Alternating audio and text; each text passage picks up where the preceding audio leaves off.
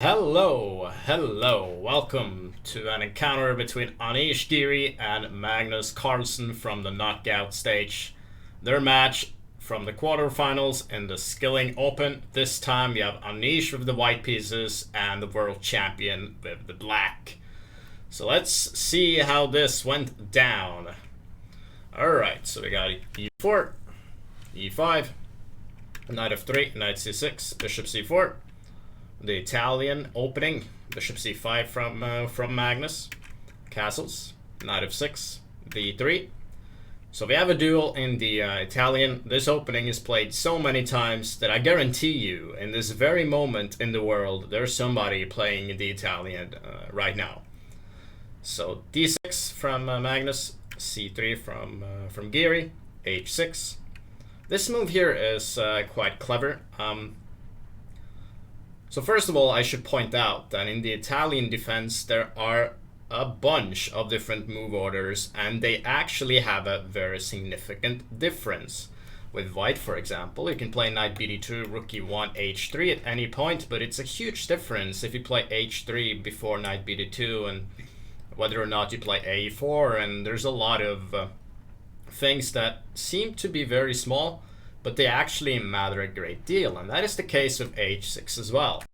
Because if I do castle, which is another main move, we do allow the option of bishop g5, and this is kind of unpleasant. It's a huge line, a completely different story, where the line often goes like this, where black at some point can play g5 and the position becomes very, very complicated.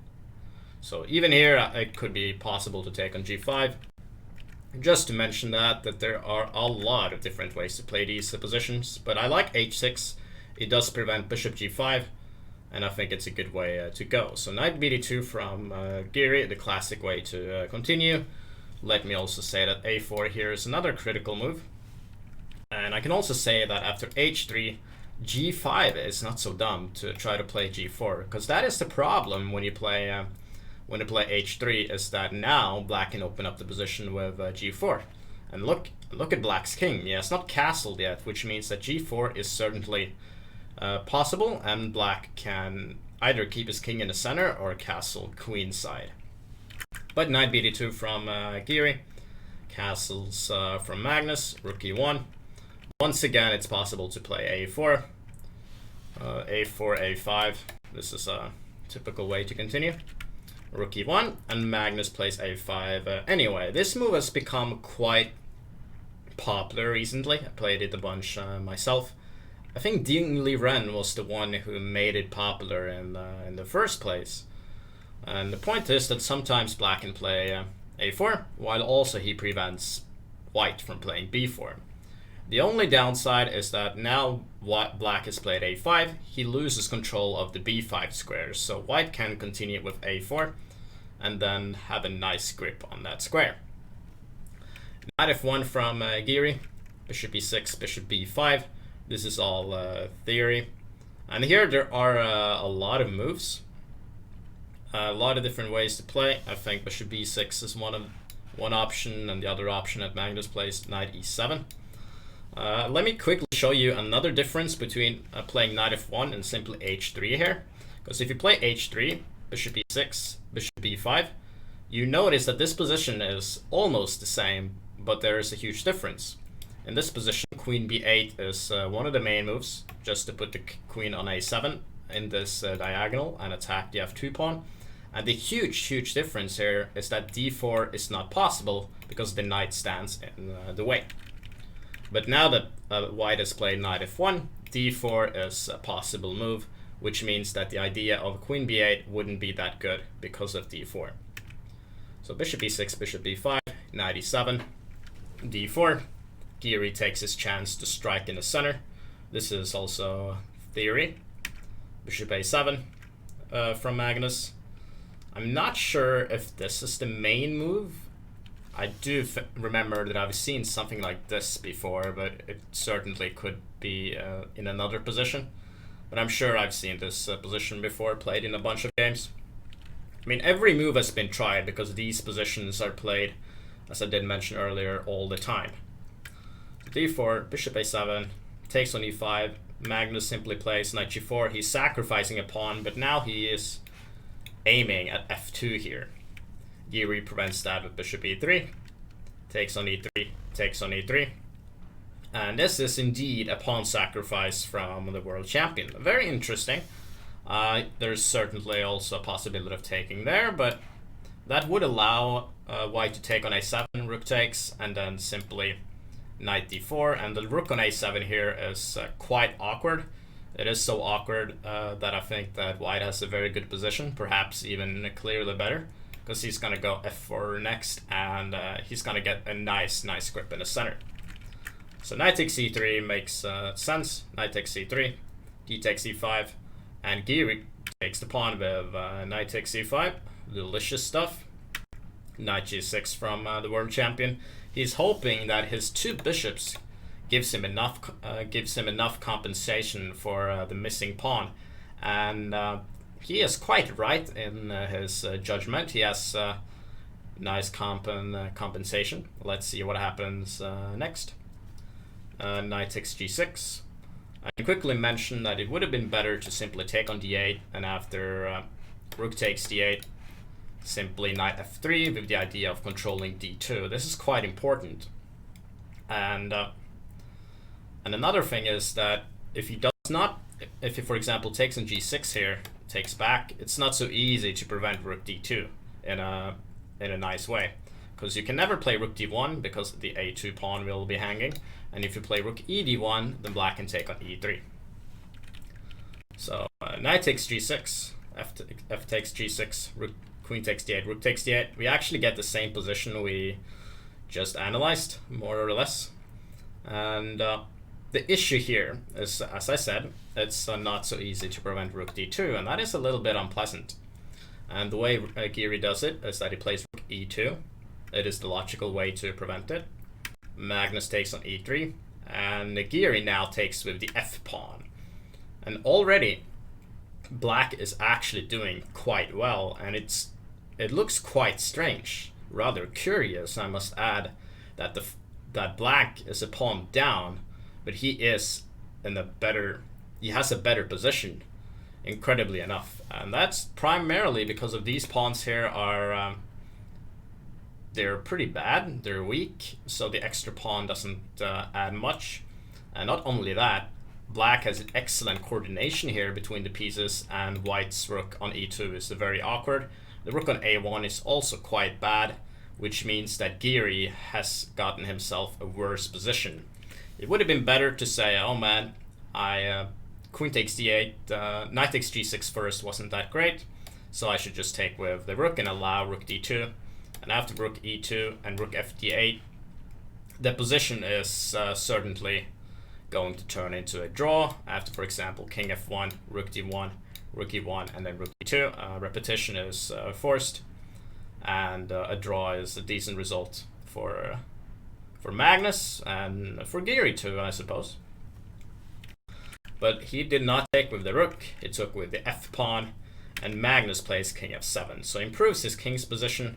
He's just going to put the king on e7, and it's quite difficult to find decent moves there for white. So Giri plays bishop a4. He wants to put the bishop on b3 in the future, maybe even bishop c2, and maybe also play rook d1 to trade off a pair of rooks.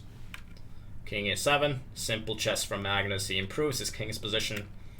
h3 from Giri. Bishop c4, attacking the rook, and already Giri is in huge problems. He has gotten himself in a clearly worse position, and he needs to fight hard in order to save this. And Magnus is the last opponent you want in a position like this. Like, if you give him an inch, he is going to take a mile. So rook c2 is the only move. Rook d3. You can now see how weak these pawns are, and if you lose one of them, you are bound to lose the other one as well. And we also see that Giri has problems with his bishop. So rook e1, king d6, and it's looking better and better for Magnus Carlsen right now in this position. One thing that's quite annoying is that you cannot play rook f2, for example, because rook takes, king takes, and then rook d2, and everything is going to fall here on the queen side, which is kind of it's a kind of huge problem. You do not have a lot of moves here. So Giri plays the logical bishop e3. Black does not want to let white trade a bishop, so he goes to a6. Rook c1, rook d1 is going to come next. King e5. The king is placed on an excellent square on e5, right in the middle of the board. Rook d1. Giri needs to trade off pieces. The more pieces you trade off, the closer you are to a draw. So rook d3, rook d1 makes a lot of sense. Rook d8, rook takes d3, and bishop takes d3. And here, Giri has gotten himself in a very, very tough endgame. The pawn on e4 is going to fall. The pawn on e3 is very weak. And black has the more active rook as well. So everything is looking good for Magnus right here in this position. I can mention quickly that rook f1 would have been a better move. The point of rook f1 is that you want to take on d3 and then play a rook f7 to start a counterattack here. And that's one of the things you should try to do when you are in a worse position. You should try to attack and go for a counterattack, because it's much harder to attack when you get attacked simultaneously than attack when your opponent is playing passively. So if you play actively, the chances of you holding the game increases. So rook f1 would have been a better try, because after rook takes d3, bishop takes d3, and there's no rook f1. That is a huge problem. And there's no rook d1 either, because I can simply play rook d6, and there's no pin. This rook is not doing too well here. King f2 from Giri. He tries to get his king in onto the board, but this pawn on e3 is ruining stuff for him. If he could have played king e3 at some point, or let's say he just had his pawn on f3, he would have been much, much, much better. But king f2, rook d6, bishop d1. He needs to get his bishop on an active square, so he wants to put it on f3. Bishop c4 from Magnus, an excellent move. b3 attacks the bishops, but now